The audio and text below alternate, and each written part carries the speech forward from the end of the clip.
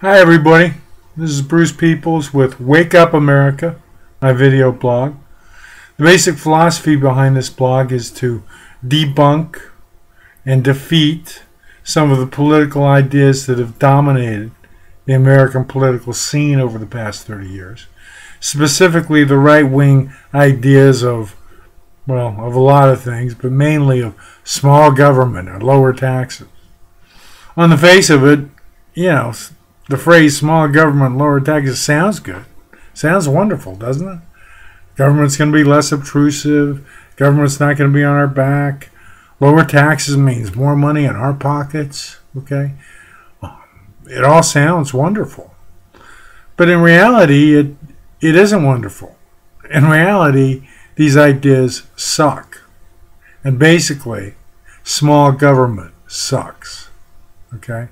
Now, I gotta say, it's probably the most powerful phrase in the history of American politics. I think more people have been elected saying, I'm for small government, lower taxes, than any other political phrase in the history of America.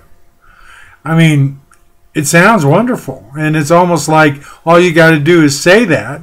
I'm for small government. I'm for lower taxes. And it's like you wave a magic wand, the electorate becomes blank.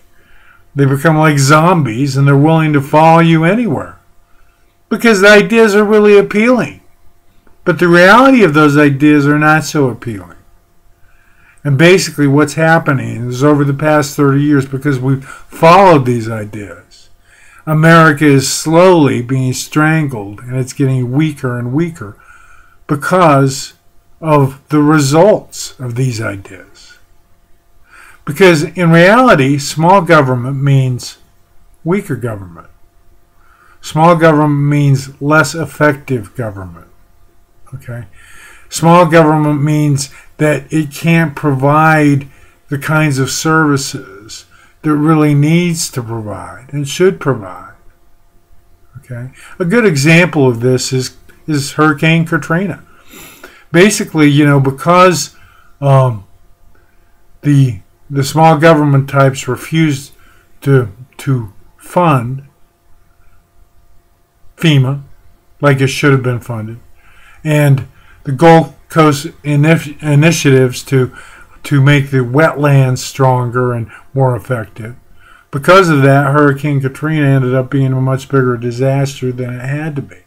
Simply because the small government, lower taxes type refused to pay or invest in the things necessary, like a better canal system and a more robust wetlands, that might have made that disaster a lot less of a problem. On top of that, the small government right-wing president at the time, George Bush, basically had one of his cronies running FEMA. And he was in way over his head, didn't know what he was doing. Because of that, the tragedy just got bigger. More people died, more property was damaged.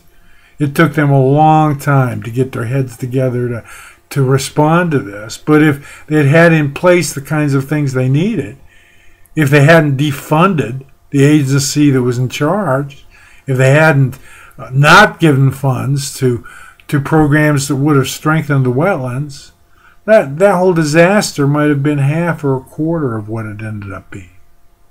Another good example is the Gulf oil spill.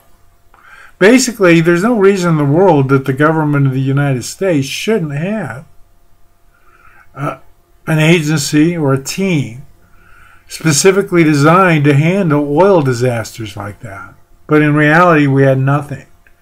Okay? And because of that, the oil spill just polluted the entire Gulf. So, small government means weaker government, not only on the federal level, but on the local level too. Fire departments have been defunded throughout the country. Police departments have been defunded. School teachers and schools have been defunded. So we have a weaker school system. We're less protected because our fire departments and our police departments don't have the funding and the equipment necessary to do the kind of job they need to do. All because of these small government folks. I need to really let people understand and ingrain this in your mind. Small government is bad government. It's weak government. Another aspect of small government that most people don't even talk about is the fact that, for the most part, what happens when you have smaller government is you have to lay off people. To make the government smaller, you have to fire government employees. And that's exactly what these small government folks do when they get in power. A good example is just recently, 2010. Country goes crazy and elects a bunch of these folks Tea Party folks who believe the government's bad, the government's evil, that it needs to be smaller, the taxes need to be less. Basically, they're government haters. We elected them. The result is, since the end of 2011, we've lost 500,000 government jobs throughout the country. 500,000. Because we elected folks who don't believe in having government employees do jobs they need to do. A lot of these jobs are good jobs, good paying jobs with good benefits. These are our friends. These are our family members. Okay? And the plain fact is that anyone out there who works for the government, who votes for somebody who says, I believe in small government, should understand that that person is saying, hey, look, when I get in charge, I might take your job. In fact, I want to take your job. In fact, I want to fire you. Because that's what small government people do.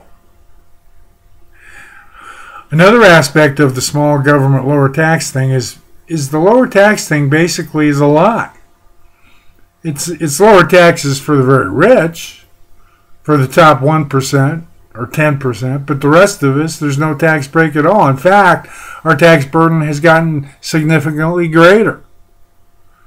Every time something comes up where they want to give the middle class a tax break, these right-wing Tea Party Republicans fight it because they're not really about tax breaks for all of us. They're about tax breaks for their cronies, their friends, their big contributors.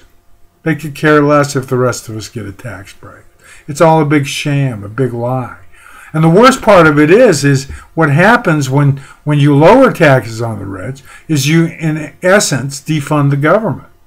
And we end up with deficits. And these deficits are great for the Republican Tea Party types because every time somebody says, well, we need to spend money on this or we need to invest in that, they say we can't. We have this massive deficit. Well, it's a deficit they created by not taxing their friends, their cronies, and their contributors. And this deficit keeps us from spending money on programs that are desperately needed in all kinds of areas of government. So, the next time you hear a candidate say, I believe in small government, I believe in lower taxes, you should run for the hills, but that's not going to solve the problem. What will solve it is we need to defeat these people. We need to not vote for them. We need to throw them out of office.